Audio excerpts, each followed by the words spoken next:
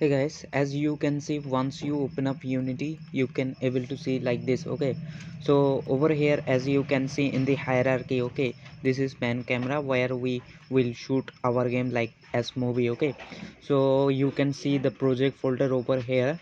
Okay, project folder over here, we're gonna place all of the scripts and assets into this fold project. Okay, so in as you can see assets folder. Okay, and we also have animation animator, like if you lost something like that, like if you lost the project animation tab or console tab, what do you have to do?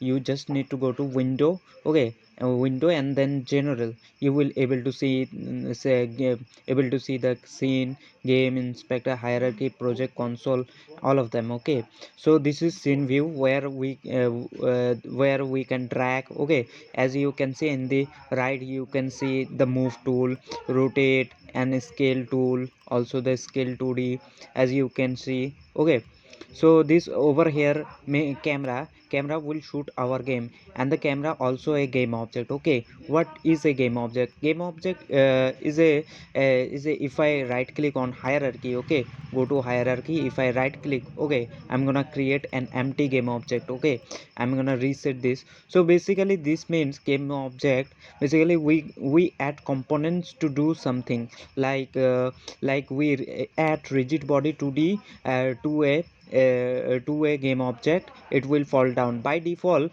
It will have, okay, the game object will have transform component, which is basically existing in the scene. Okay, it has position, rotation, scale. Okay, it has rotation, position, rotation and scale.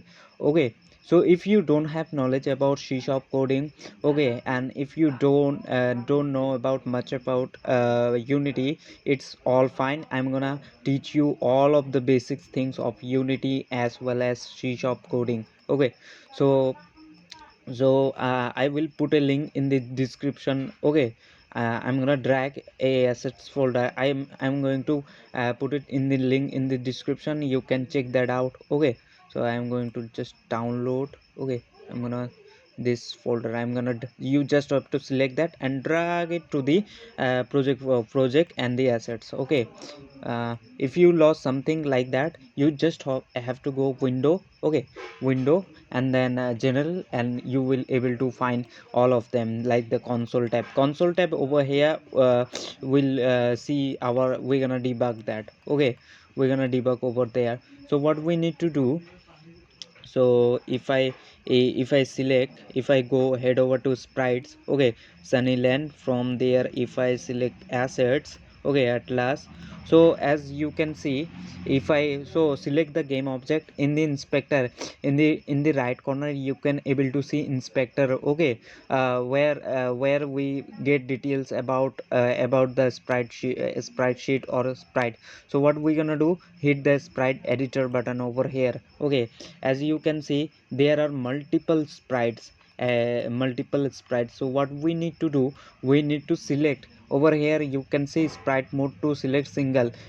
So we have multiple sprites, that's why we need to single to select multiple. Okay, and we over here as you can see pixel per unit, it's basically pixel per unit. Okay, if we make it less, the sprite will be larger. If we make it if we increase the pixel per unit, the sprite will be smaller. Okay, so we need to make this lesser. Okay, lesser it you can adjust. Okay, you can adjust if you want to resize that. So okay, so as you can see it's blurry, something like that. Okay, if you look closely it's blurry. So what we need to do, in the inspector you can see filter mode. We need to select that 2 point no filter for this blurry. Okay, and if you hit apply, okay, if you hit apply you will able to see now it's gone. So also we have to set compression to none. Okay, compression to none and then hit apply. Okay, as you can see there are multiple sprites. So what we need to do, we need to slice that individually. So what we're gonna do, we're gonna go over to slice. Okay, slice as you can see, and we're gonna select automatic to grid by cell count. okay, grid by cell count, and you have to count how many columns and rows it has. Okay, you can do automatic as well. Okay, as you can see, it's cutting individually, but I think it's better to select grid by cell count. Okay, count how many columns and rows it has. Okay, as you can see, I guess selecting automatic. Okay, selecting automatic, it's better. As you can see there, you can count columns. If you count this will cut off half. So I think uh, automatic is better. So we're gonna do, we're gonna slice it. Okay, we're gonna hit slice it, and after slicing it we have to hit apply. Okay, hit apply. So what we're gonna do, hit apply, and this hit this arrow button. Okay, hit this arrow button, and what we're gonna do, we're gonna drag. Okay, we're gonna drag any of them in this scene view or hierarchy. Okay, you can drag it to hierarchy as well, or this scene view. Okay, scene view and the game view over here. As you can see, your game will look like over here. Okay, this is game view and this is scene view. We can move the game object up and down by selecting this move tool.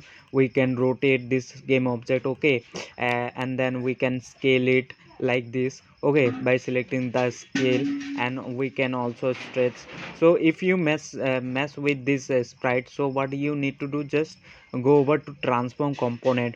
A transform component over here is responsible for scaling it. Okay, scaling it, changing position or rotation like that. Okay, so what we're gonna do, if you mess with this, we're gonna do, go over to transform component and right click. Okay, right click and then reset. Okay, it will reset the position to a scale to 111 in the xyz component. Okay, and the sprite renderer component, you can see this is responsible for showing. Okay, showing or rendering. Okay, this is responsible for showing or rendering. If we remove this component, okay, we won't able to see that. So what we need to do, so select the game object. Okay, this is game object. Okay, we add component to do something. Okay, so we're gonna add a component. We're gonna add sprite renderer. Okay, sprite renderer.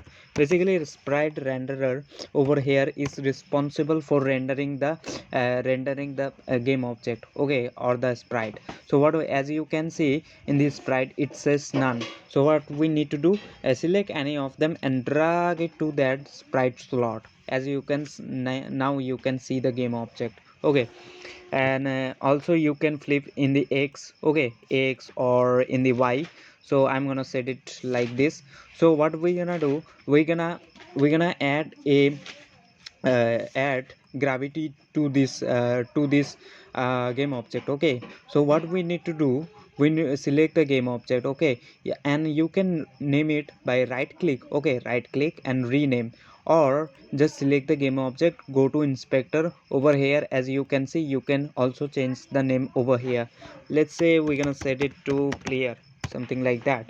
Okay, so what we're gonna do, we're gonna add gravity. So we need to add a component which is responsible for adding gravity. So rigid body 2D. Okay, rigid body 2D is responsible for adding gravity. If I select the move tool, it will go down if we add rigid body 2D. Okay, so select the player. I'm gonna find the rigid body 2D. Okay, rigid body 2D. As you can see over here, gravity is scale to 1. Okay, it's gradually will fall by 1 unit. Okay, per frame. And as you can see, collision detection, it is dynamic. We can set it to kinematic and static. Okay, now if we hit play, you will able to see this game object will fall down. Okay, because we added a rigid body component. By the way, it's a behavior. Okay, it's a behavior. It's also an component, but it's behavior. So as you can see, it's fall down. And if I select the main camera, okay, you can change the background color like this. Okay, by select this. Okay, you can change the background color. Okay, you can adjust the zoom in and out. As you can see, the size. Okay, as we can select to perspective, orthographic, like that. So what we're gonna do in this video, we're gonna move the character. Okay, we're gonna move the character in the x direction. Sorry, we not, if you mess around. So as you can see, we cannot see the sprite. Okay, because we put the camera so close, or like if we select 2D, as you can see the camera is cross the sprite, okay, in the z direction. If we move like this, as you can see, we need to move it to up. Okay, so for shooting it or the capturing it. Okay, so we need to put something like -10 in the z direction to shoot. Okay, so what we're gonna do, we're gonna move this character. Okay, we're gonna move this character. Firstly, we need to add a box collider 2D, okay, which is responsible for collision detection. Okay, so what we need to do, select the player. Okay, select the player and find their box collider 2D, like that. Okay, box collider 2D, and you can see over here edit collider. You can also edit the collider, okay, around the sprite sheet. So I'm going to just hit the edit collider. Okay, and resize around the sprite sheet, sorry, a sprite. Okay, resize around the sprite. You can do that. Okay, so so if we delete from the scene view. Okay, this is scene view. Okay, if we delete from the scene view, we won't able to restore it. So what we need to do, we need to make this prefab. Okay, prefab basically means copy of this object or game object. Okay, so if we head over to assets, go to project. Okay, go to project, then assets. So what you need to do to make that prefab, just select the game object and drag it to the assets folder. Okay, assets. So it's now prefab. As you can see, it's highlighted blue, I guess. Okay, so it's now prefab. If we lost, okay, if we delete from the scene view somehow, okay, we can restore that. Okay, if we allow, if I delete that, I can drag it to the scene view or hierarchy. Okay, as same as it is. Okay, so as you can see, so what we're gonna do, we're gonna also add another sprite in the bottom. Okay, to fall down on it, this game object. So what we need to do, just go to hierarchy. Okay, then right click or hit the plus icon over there. Okay, go to 2D sprite. Okay, go to 2D object, then sprite, then select the square. Okay, select the square and select the move tool over here. Okay, in the right move tool and drag it down. Okay, you can scale it in the x position. Okay, scroll your mouse to zoom and zoom in, zoom out. Okay, and F on keyboard to F to focus on it. Okay, so we're gonna scroll the mouse to zoom out. So what we're gonna do, we're gonna scale this. Okay, we're gonna scale this, stretch this square in the x direction. So we need to scale this over here in the inspector. As you can see, the x parameter scale x, so we're gonna increase that, so it will scale like that. Okay, as you can see, it's scaling. You can scale like this. Okay, let's say for 10. Okay, so we also need to add collider to this square. Okay, we also need to add collider to this square. If we don't add, okay, if we don't add collider, it will surpass, the player will surpass this square. Okay, now if we play, you will able to see the game object will surpass this square, because we haven't added collider to this square. Okay, so we also need to add collider to that thing. So as you can see, it's surpass or it cross. So what we need to do, we also need to add collider to this square or this game object. Okay, so select the game object. Okay, select the game object, and you can rename this by right click and rename. Okay, or you can do just select the game object and head over to inspector in the right. Okay, you can also change the name there. So we're gonna name this something like ground. Okay, sorry, ground. Okay, ground. So what we're gonna do, we're gonna add a box collider 2D. Okay, box collider 2D. So select the game object and add component and find their box collider 2D by typing. Okay, So I have, so box collider 2D. You can also edit the collider, you can adjust by yourself, okay, if you have different sprites, something like that. Okay, so if we now play, we will able to see the player will land on this square or the ground. Okay, the player will able to land on this, it won't surpass because we added collider to this square and as well to the player. So it checks the collision detection. Okay, so what we're gonna do in this video, we're gonna move this. Okay, we're gonna move this character. So so we're gonna do custom things. Okay, so for the custom things we need to add a component which is a script. Okay, which is a script. So we need to add a C# script which will control this player going right or left. So what we need to do, head over to assets folder. Okay, firstly you need to go to project, then assets. Okay, right click on the assets, create. Okay, create, and then you can see C# script. Okay, just click on that and name whatever you can. I'm gonna name it player. So player, and hit enter. Okay, hit enter, and hit enter, and double click it to open up in Visual Studio. Okay, your preferred Visual Studio. So what we're gonna do, if we head over to again, it will compile for a bit. Okay, it will compile for a bit, just wait for to compile. And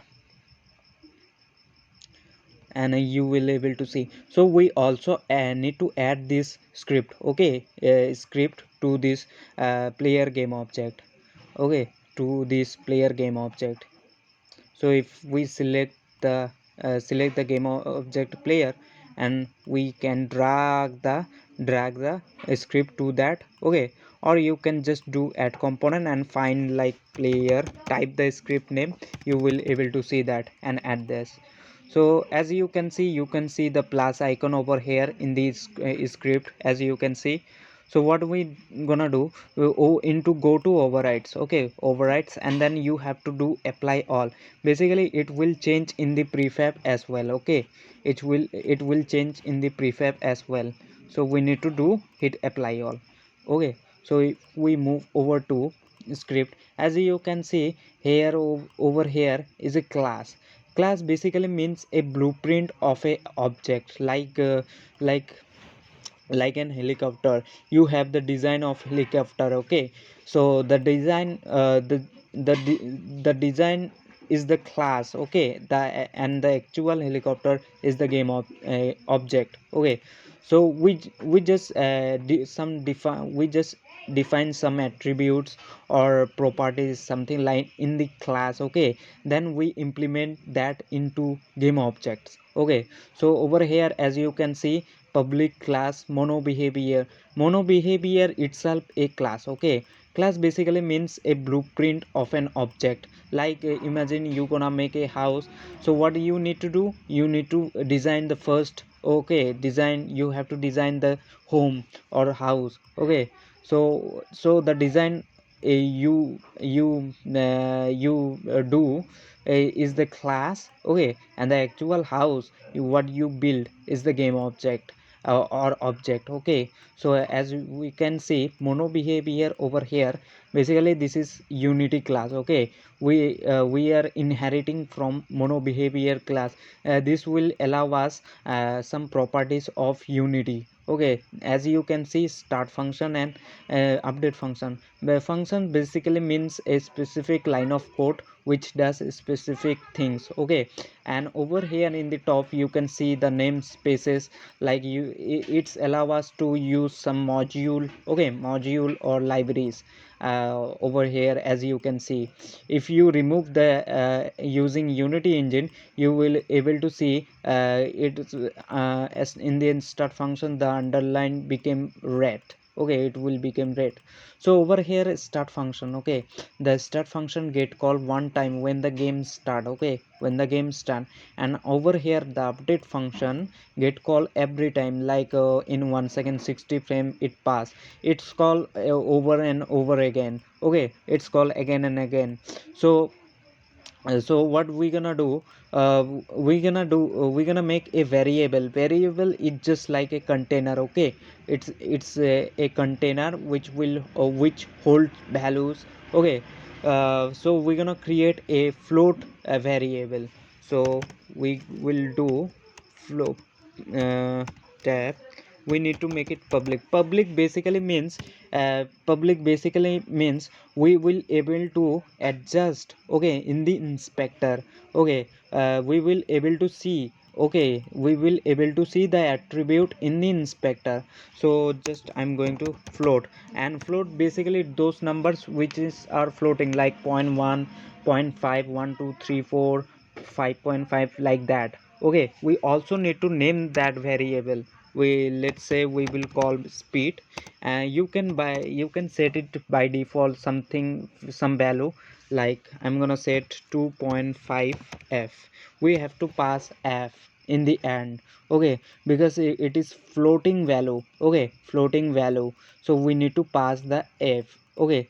And we made this public, okay. Public basically means we will able to see, okay, we will able to see this speed variable in the inspector, and we can adjust the speed in the inspector, okay. If we need to control s, okay, control s, and it will save this script and head over to Unity. You will able to see in the player script, okay, in the player script we will able to see an speed parameter, okay. We will able to see an speed parameter, okay, because we made that public. If we don't write or assign, we if we don't assign something like in front of that, we will it will be private by default. As you can see, player script, as you can see the speed variable which we set by default 2.5, okay, 2.5. So as you can see, if you make it private, okay, private, we won't able to see in the inspector. Or if you remove the public over here, it also means the private, okay. So the private, okay. So what we gonna do, we're gonna check, okay. We're gonna move around this like we as you can see the transform component. If we change the value in the x direction or x position, as you can see in the inspector, okay, transform component, we are changing